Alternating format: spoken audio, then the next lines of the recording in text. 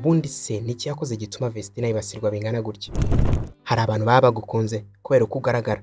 Mu Rwanda nabonye abantu benshi badakunda ko abantu bagira impinduka mu buzima bwabo, ku buryo abahanzi benshi bagiye bashaka usanga bibagiraho ingaruka zo gutakaza ikintu cyiza cy'igikundiro. Aha se niho Rocky yahereye avuga ko nta gikwe, we yaba azibanga se benshi batazi mama. Yavuze ko uriya mugabo wo muri Burkina Faso ugiye kurushinga na Ishimwe Vestina ashobora kwemerera umukunzi we ko azakomeza gukora umuziki ariko yagera mu rugo akamwihinduka. Ibyo ni ibintu bibaho cyane, akamubwira ati rega na biriya bintu ukora simbikunda. Niba koko umuntu yararemye akabaho kugira yishime, ashimishe n'abandi, yarangiza akabanira abandi neza, wehe bakamwitura gutotezwa, gutukwa, kwandaguzwa, kubeshyerwa, yewe no kumushinja bimwe bikakaye. Nka ibyo bidahagije yarangiza akabihorera akicecekera, wowe kubera kuvuga bakavuga ubusa kugeza naho umuntu arambirwa.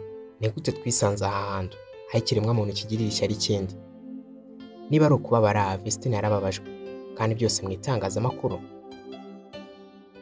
Gute ubundi Jawed Karim na Steven Chen na Chad Weke bategereje gukora urubuga rwo kwishimishaho, kubikaho ibintu, bamwe bakaruhindura urubuga rwo kwihimura ku banzi babo, YouTube. Muri 2005 YouTube yari itangiye, ubundi bikenya mu gusebanya, kuzana ibinyoma, babashyizwe igorora. Ubundi se niki yakoze gituma Vestina yibasirwa bingana gutya, kugeza aho bamwanga kandi baramukundaga, bamwe yitaga inshuti bakamubera abanzi? Ngo yasutse, kandi nyamara umutwe ari uwe, amafaranga araye ntawe yayasabye, ngo yasezeranye mu mategeko, reka asezerane niho kwihitiramo igikwiye, ngo banze ko itangazamakuru rihagera, reka banjye n'ubundi iyo mugezeyo mufotora ibitabareba, ibidahari kugira ngo mumusebye, ngo yasezeye muri ADPR mama, nabyo biba ikibazo.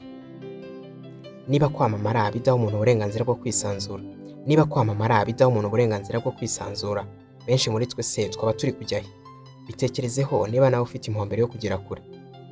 Nje nawe tuzi ibyamamare byinshi bifite depression yandi yo hejuru, yandi igaragarira buri wese. Ariko se ko depression atari yo yanzanye hano, ni kuki nayitindaho?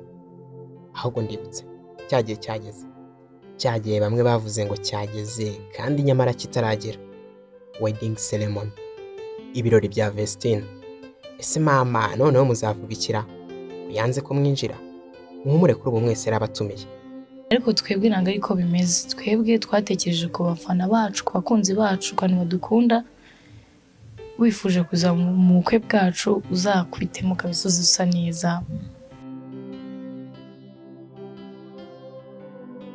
Ariko se bizagenda gute ku itsinda Vestina na Dorcas nyuma yo gushyingirwa? Aha se ntibaba bagiye gushwana nk'uko tuzi andi matsinda yagiye atandukana? Ubundi se ujya wibaza icyatumye Vestina yangwa bigeza aha, kugeza abakunzi nabo bamutererana, bakamwanga urunuka, bakamusebya, bakamuvuga ibinyoma. Ngaho niba ari byo wibaza, nawe tera agatebe maze wicare ubundi twivugire kuri ibi. Gusa niba ari ubwa mbere wisanze kuri uyu muyoboro mugari w'ibyegeranyo mu Rwanda wa Sadia TV, kora subscribe, fungura inzogera kugira ngo tubane muri iki kiganiro. Gusa icyanyuma cyo kiratangaje cyane, kandi nawe uraza kwita ubona ari ukuri. Ubundi uko byatangiye, mu bihe bitandukanye benshi mu banyamuziki bagiye bafata inzira yo gushinga urugo, bakomeje guhozaho mu muziki, ndetse ingero ni nyinshi hanze aho. Ariko kandi hari abagore bagiye bagira amahirwe yo gushaka abanyamuziki, bikababera inzira ahubwo yo gukomeza umuziki mu buryo budasanzwe. Ingero z'abarimo Clarissa Karasira, Butera Knowless, Beyonce, Celine Dion n'abandi zigaragaza ko iyo umugore agize imana akarushinga n'umugabo, wumva neza umuziki bimworohera gukomeza kugera ku nzozi ze. Ishimwe Vestina asanzwe akora umuziki ari kumwe n'umuvandimwe Kamikazi Dorcas. Ni abakobwa bigaragaje kuva mu myaka ine ishize bari mu muziki. Ubibuke mu ndirimbo zirimo nka Ihema, Simbagarara, Adonai, Nahawe Ijambo ndetse n'izindi nyinshi cyane. Umunyamakuru Gentil Gideon washinze umuyoboro wa YouTube wa GGO yabwiye Inyarwanda ko Ishimwe Vestina agiye guhindura irangamimerere y'ubuzima bwe, mu gihe we na mugenzi we Kamikazi Dorcas bari ku gasongero k'umuziki. Yavuze ati ibyo ubwabyo ni ikibazo ku rugendo rwabo. Niba abantu barabirebye neza, abantu benshi b'abanyamuziki n'impamvu badakunda gushaka, ntabwo abafana bishimira impinduka nka ziriya ku buzima bwabo. Hari abantu baba bagukunze kubera uko ugaragara. Mu Rwanda nabonye abantu benshi badakunda ko abantu bagira impinduka mu buzima bwabo, ku buryo abahanzi benshi bagiye bashaka usanga bibagiraho ingaruka zo gutakaza ikintu cyiza cy'igikundiro. Aha se niho Rocky yahereye avuga ko nta gikwe, we yaba azibanga se benshi batazi impamvu. Gentil Gedeon yakomeje ati guhindura ubuzima agashaka umugabo ni byiza, ariko nyine bizagira ingaruka ku muziki wabo. Ingaruka zizagera no kuri Kamikazi Dorcas kuko bizamusaba gutangira umuziki wenyine, kandi azakomeza kumva atakora umuziki umuvandimwe adahari. Kuko umuvandimwe we niba ashatse umugabo ntabwo bazakomeza kubana, kuko umwe azagira inshingano zitandukanye n'iz'undi. Itsinda rigomba kugira ikibazo. Dorcas ntabwo azakomeza guhagarara mu muziki nk'uko byari bimeze.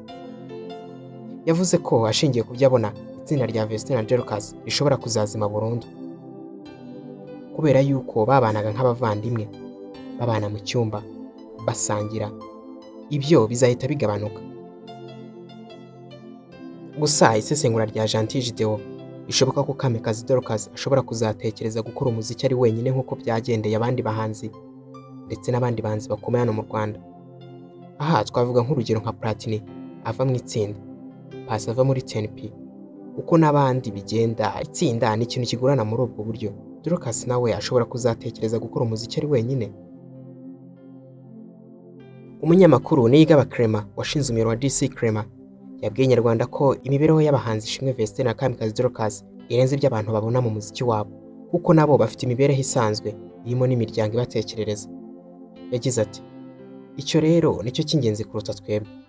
Uyu munyamakuru yavuze ko nubwo twebwe nk'abafana tuba tubibonye bidutunguye, ariko bo baramaze kubitekerezaho kera, uburyo hafi 90% nta kintu bibatunguraho nk'uko twebwe biba byadutunguye. Bafata umwanzuro nta kindi. Niyigaba yavuze ko kuba Ishimwe Vestine agiye gushinga urugo byumvikanisha ko agiye kubaho mu buzima butandukanye n'ubwo yari asanzwe abamo, ubwo yabanagamo nyine n'umuvandimwe Dorcas. Iyo umuntu ageze mu rugo ntago aba akiri we ngo yigenge, uba ufite kureberera undi muntu muri kumwe. Simpamya ko niba bajyaga muri studio bakararamo kugeza saa 9 z'ijoro ashobora kubwira umugabo ko ngiye kurara muri studio. Yego barashyingiranye, azi icyo akora, ariko ibyo ngibyo ntibikora inshingano zo mu rugo. Yavuze ko uriya mugabo muri Burkina Faso ugiye kurushinga na Ishimwe Vestine ashobora kwemerera umukunzi we ko azakomeza gukora umuziki, ariko yagera mu rugo akamwihinduka. Ibyo ni ibintu bibaho cyane, akamubwira ati rega na biriya bintu ukora simbikunda. Uyu munyamakuru yavuze ko hari amakuru yizeye ahamya ko Vestine na Dorcas bakoze indirimbo nyinshi zishobora gusohoka mu gihe cy'imyaka 3, mu gihe Ishimwe Vestine azaba ari mu rugo n'umugabo we. Ariko kandi gukora umuziki birashoboka, kandi bishobora no kudashoboka. Yagize ati iyo ugeze mu rugo uhinduka undi muntu, uhita ugira inshingano bitandukanye n'uko wari umeze. Nanone ukaba waruhuramo n'ibindi bintu. Cyambere duhita tubara gutwita. Gutwita si ikibazo, ahubwo ni umugisha, ariko ni igikorwa cyo gusigasira, cyo kwitaho, cyo kuba mu bihe bitandukanye n'ibyo wabagamo. Ntekereza ko muri icyo gihe binabaye byiza koko agashaka umugabo umworohera, bishobora kurebwa muri za ndirimbo bakoze no muri kiriya gihe, zikabasha kugira ngo nawe abanza azane umugisha ku isi. Nabyo birashoboka cyane. Yashimangiye ko gukomeza gukora umuziki kw'iri tsinda bizaturuka ku muryango Ishimwe Vestine azashakamo ku kigero cya 99%. Ruriya rugo nirwo rufite igisubizo. Ese wowe wabyakira ute Vestine na Dorcas batandukanye? Tubwire hano hasi muri comment. Gusa ibiganiro byacu nakagaruka. Kora subscribe ufungure inzogera, ubundi tuzajya tubana umunsi ku wundi. Jye mwabanye, nyita DJ Wakanda Famous. Ndabashimiye.